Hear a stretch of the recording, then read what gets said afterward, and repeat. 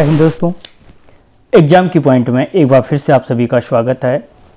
दोस्तों, हिंदी जीके की जो श्रृंखला चल रही है, जो टेस्ट सीरीज चल रही है हमारी, उसका ये आज दूसरा पार्ट है।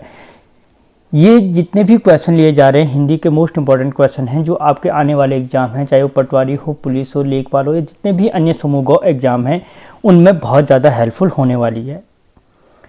तो देखते हैं दोस्तों, आज का जो पहला क्वेश्चन है, साहित्य अकादमी पुरस्कार की शुरुआत किस वर्ष की गई। यानी जो 10 बार क्वेश्चन पूछता है कि किस कवि को, किस रचनाकार को, किस रचना के लिए साहित्य अकादमी पुरस्कार दिया गया। तो दोस्तों यहाँ पे क्वेश्चन ये है कि इस साहित्य अकादमी पुरस्कार की शुरुआत कब की गई थी। तो दोस्तों साहित्य अकादमी पुरस्कार की शुरुआत 1955 में की गई थी। ठीक है। और दोस्तों जो पहली बार साहित्य अकादमी पुरस्कार दिया गया था वो माखनलाल चतुर्वेदी जी को दिया गया था। मोस्ट इंपॉर्टेंट है, याद रखना किसको दिया गया था। माखनलाल चतुर्वेदी जी को दिया गया था प्रथम साहित्य अकादमी पुरस्कार। ठीक है। और अगर पूछा जाए कि प्रथम साहित्य अकादमी पुरस्कार माखनलाल चतुर्वेदी को किस रचना के लिए दिया गया था, तो दोस्तों याद रखना हिमतरंगिणी के लिए दिया गया था। किसके लिए दिया गया था। हिमतरंगिणी रचना के लिए दिया गया था। किसको। माखनलाल चतुर्वेदी जी को। ठीक है। अगला क्वेश्चन, हिंदी में से निम्नलिखित में से हिंदी को विकास प्रदान करने वाली भाषा है। निम्नलिखित में से हिंदी को विकास प्रदान करने वाली भाषा है। कहने का मतलब है कि हिंदी भाषा को किस भाषा के द्वारा विकास प्रदान हुआ। तो दोस्तों याद रखना, जो हिंदी को विकास प्रदान हुआ वो किससे हुआ, या हिंदी का जिससे विकास हुआ वो है अपभ्रंश भाषा। ठीक है। अगर हम हिंदी के भाषाओं को एक सीरीज में बांटे तो सबसे पहले जो विकसित हुई, जो सबसे पहली भाषा थी वो संस्कृत थी। ठीक है। उसके बाद क्या है, पाली भाषा का इससे विकास हुआ। पाली के बाद क्या हुआ दोस्तों, प्राकृतिक भाषा का प्रयोग किया गया, विकास हुआ। ठीक है। प्राकृत के बाद क्या हुआ दोस्तों, अपभ्रंश का विकास हुआ। और अपभ्रंश के बाद क्या है, अवहट का विकास हुआ। और अवहट के बाद ही क्या हुआ दोस्तों, हिंदी भाषा का विकास हुआ। अगर कभी इसको सीरीज में लगाने के लिए क्वेश्चन आई तो इस तरीके से हम इसको लगा सकते हैं। ठीक है। अगला क्वेश्चन दोस्तों, आए थे हरि भजन को ओटन लगे कपास, लोकोक्ति का सही अर्थ है। दोस्तों जो लोकोक्ति है, आए थे हरि भजन को ओटन लगे कपास, इसका सही अर्थ क्या है। तो दोस्तों जो इसका सही अर्थ है कि वांछित कार्य छोड़कर अन्य कार्य में लगना। ठीक है। आए थे हरि भजन को, भगवान के भजन के लिए आए थे, ओटन लगे कपास, यानी वांछित कार्य को छोड़कर अन्य कार्य में लगना। अगला क्वेश्चन, यद्यपि मोहन धनी है तथापि बहुत दुखी है, इस प्रकार का वाक्य है। दोस्तों क्या बोल रहा है ये कि यद्यपि मोहन धनी है, मोहन क्या है, धनी है, तथापि बहुत दुखी है। जो ये वाक्य है किस प्रकार का वाक्य है। तो दोस्तों जो वाक्य है क्या है, एक मिश्र वाक्य है। ठीक है। क्या है, मिश्र वाक्य है। और दोस्तों मिश्र वाक्य की सिंपल सी पहचान है कि जहां पर क्या हो, दो सरल वाक्य है, वाक्य जुड़े हो। यानी यद्यपि मोहन धनी है, एक सरल वाक्य है और तथा बहुत दुखी भी है। ठीक है। दुखी भी है और बहुत धनी भी है, यानी दो सरल वाक्य हो गए। और यानी जहां पर इन दो सरल वाक्यों को जोड़ने के लिए यद्यपि, याद रखना, यद्यपि, तथापि, जो ही, ठीक है, जब तक इन शब्दों का प्रयोग किया गया हो, ठीक है, वहां पे 99% चांस है क्या होगा, मिश्र वाक्य होगा। याद रखना, जहां पे दो सरल वाक्यों को जोड़ने के लिए यद्यपि, तथापि, जो कि, जब तब, ठीक है, आदि इन शब्दों का प्रयोग किया गया होगा दो वाक्यों को जोड़ने के लिए, वहां पे क्या होगा, मिश्र वाक्य होगा। अगला क्वेश्चन, चौवन्नी में कौन सा समास है। दोस्तों जो चौवन्नी शब्द है, चौवन्नी शब्द में कौन सा समास है। तो कौन सा समास है, सिंपल सा क्वेश्चन है, द्विगु समास है। ठीक है।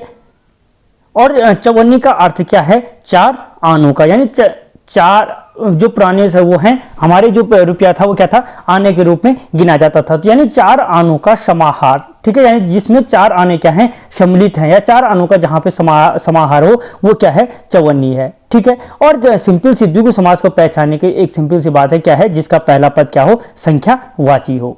ठीक है। अगला क्वेश्चन, बांगरू हिंदी कि किस उपभाषा के अंतर्गत आती है। दोस्तों जो बांगरू हिंदी है वो किस उपभाषा के अंतर्गत आती है।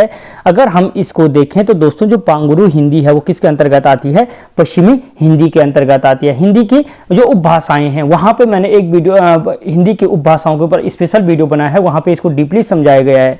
तो दोस्तों यहाँ पे सिंपल ये समझ लो कि बांगरू हिंदी की किस उपभाषा के अंतर्गत आती है, पश्चिमी हिंदी के अंतर्गत आती है। जो पश्चिमी हिंदी की अन्य बोलियां हैं उसके अंतर्गत क्या क्या है, ब्रज हो गए, खड़ी बोली हो गए, एक मिनट, खड़ी बोली हो गए, ठीक है, कन्नौजी हो गए, बुंदेली हो गए, ये मुख्य क्या है, पश्चिमी हिंदी की बोलियां हैं। अगला क्वेश्चन दोस्तों, अगर क्वेश्चन बढ़िया लग रहे हैं तो वीडियो को लाइक करो, चैनल को सब्सक्राइब करो। अगला है वाजी निम्नलिखित में से किसका पर्यायवाची शब्द है। दोस्तों जो वाजी शब्द है वो किसका पर्यायवाची शब्द है, तो याद रखना किसका है, कहां पे, घोड़ा, घोड़े का पर्यायवाची शब्द है, ठीक है, क्या, वाजी। और अगर हम घोड़े के अन्य पर्यायवाची शब्द को देखें तो एक तो वाजी हो गया, ठीक है, तुरंग हो गया, और याद नहीं आ रहे दोस्तों, तुरंग हो गए, घोड़ा हो गए, वाजी हो गए, ठीक है। अगर किसी को आता है तो वो कमेंट बॉक्स में लिख दे। अगला क्वेश्चन, द्वावपी का सही संधि विच्छेद है। दोस्तों जो ये द्वावपी शब्द है इसका सही संधि विच्छेद क्या होगा, क्या इसका जो सही संधि विच्छेद होगा वो क्या होगा, दो धन अपी, ठीक है। और दो धन अपी हो रहा है तो इसका मतलब क्या, इसमें क्या है, औ धन औ मिल रहे हैं, और औ धन औ मिलकर के क्या क्या बना रहे हैं, आओ, द्वावपी, ठीक है, आओ बना रहे हैं। तो यानी इसमें क्या है, अयादि संधि है। कौन सी संधि है, अयादि संधि है। अगला क्वेश्चन, निम्नलिखित में से कौन सा पत्र व्यक्तिक पत्र की श्रेणी में आता है। दोस्तों पत्र के अलग अलग प्रकार होते हैं, तो ये दे रहा है इनमें से कौन सा जो पत्र है जो व्यक्तिक पत्र के अंतर्गत आता है। तो दोस्तों कौन सा पत्र आता है, मित्र को जो पत्र लिखा जाता है वो क्या आता है, व्यक्तिक पत्र के अंतर्गत आता है, ठीक है। और व्यक्तिक पत्र के अंतर्गत सारे वे पत्र आते हैं दोस्तों जो व्यक्तिगत मामलों के संबंध में होते हैं, ठीक है, जो व्यक्तिगत मामलों के संबंध में लिखे जाते हैं, जैसे मित्र को पत्र, ठीक है, परिवार के किसी सदस्य को पत्र, ठीक है। तो जितने भी व्यक्तिगत मामलों के पत्र होंगे वो क्या है, वो क्या होंगे, व्यक्तिगत पत्र होंगे, ठीक है, यानी जो व्यक्तिगत मामलों के पत्र होंगे। अगला क्वेश्चन, हास का विलोम शब्द है। दोस्तों जो हास का विलोम शब्द है वो क्या होगा, रुदन। रुदन क्या होगा, हास का विलोम शब्द होगा। विहास, निहास, आहास इनकी तरफ जाने की जरूरत नहीं है। अगला क्वेश्चन, जो कठिनाई से समझने योग्य है के लिए किस एक शब्द का प्रयोग कर सकते हैं। दोस्तों जो कठिनाई से समझने योग्य है उसके लिए किस एक शब्द का प्रयोग कर सकते हैं, तो दोस्तों उसके लिए हम प्रयोग कर सकते हैं किसका, जो कठिनाई से समझने योग्य है उसको कहा जाता है क्या, दुर्बोध। क्या कहा जाता है, दुर्बोध। जबकि अगम कहा जाता है किसको, जो गमन रहित हो, जो क्या हो, गमन रहित हो, जो गमन रहित हो उसको क्या कहते हैं, अगम कहा जाता है। दुर्गम कहा जाता है जहां जाना कठिन हो या जहां पहुंचा नहीं जा सकता है, ठीक है, जहां जाना कठिन हो। अगम्य कहा जाता है दोस्तों जिसके अंदर न जाया जा सके, जिसके अंदर न जाया जा सके, ठीक है, वो क्या हो गए, अगम्य। तो अगम, दुर्गम, दुर्बोध और अगम्य, ये 4 क्वेश्चन यहीं पे। अगला क्वेश्चन, अनिल अनल शब्द का सही अर्थ है। दोस्तों जो अनिल और अनल शब्द है उसका सही अर्थ क्या है, तो दोस्तों अनिल का मतलब होता है क्या, हवा, और अनल का मतलब होता है आग, ठीक है। तो अनिल और अनल शब्द का जो सही अर्थ है वो क्या है, हवा और आग है।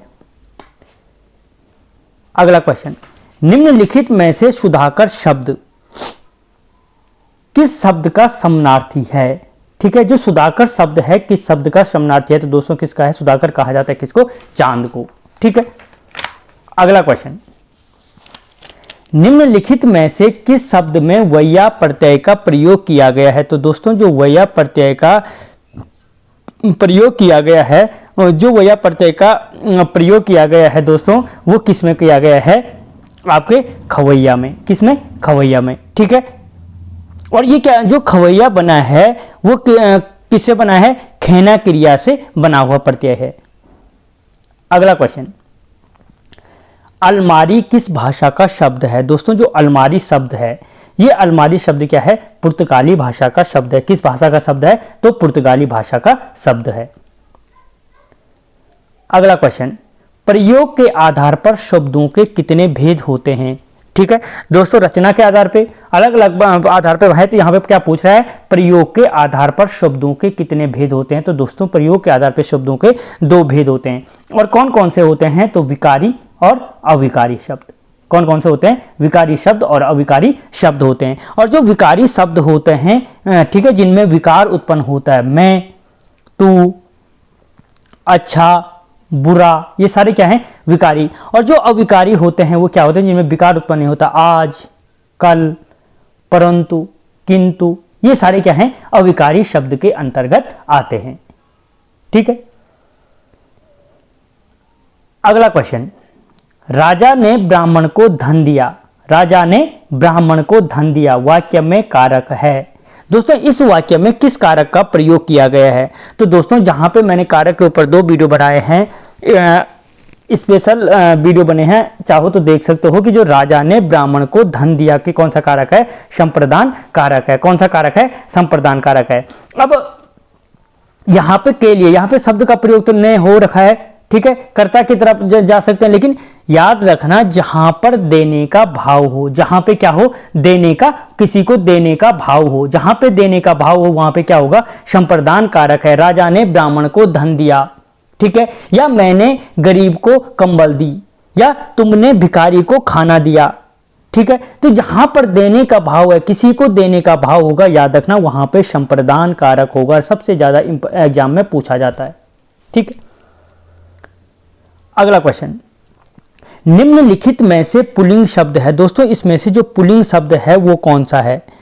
क्षमा है, क्षेत्र है, घटना है, रीति है। तो दोस्तों इसमें से जो पुल्लिंग शब्द है वो क्या है? क्षेत्र है। कौन सा है? क्षेत्र। जबकि क्षमा, घटना, रीति, ये तीनों के तीनों शब्द जो शब्द हैं वो क्या हैं? स्त्रीलिंग शब्द हैं, ठीक है। अगला क्वेश्चन, रचना की दृष्टि से क्रिया के भेद हैं। दोस्तों जो रचना की दृष्टि से क्रिया है उसके कितने भेद होते हैं? तो याद रखना रचना की दृष्टि से क्रिया के 2 भेद होते हैं। और कौन कौन से होते हैं? तो सकर्मक क्रिया और अकर्मक क्रिया। अकर्मक क्रिया, ये 2 भेद होते हैं। दोस्तों स्पेशल वीडियो बना है क्रिया के ऊपर कि कौन कौन से भेद होते हैं। एक होता है सकर्मक क्रिया और एक होती है अकर्मक क्रिया। तो सकर्मक बोला जाए, नहीं तो मैं इसको संकर्मक हमेशा बोलता हूं गलती से, ठीक है। तो सकर्मक क्रिया और अकर्मक क्रिया 2 होती है रचना की दृष्टि से क्रिया के भेद।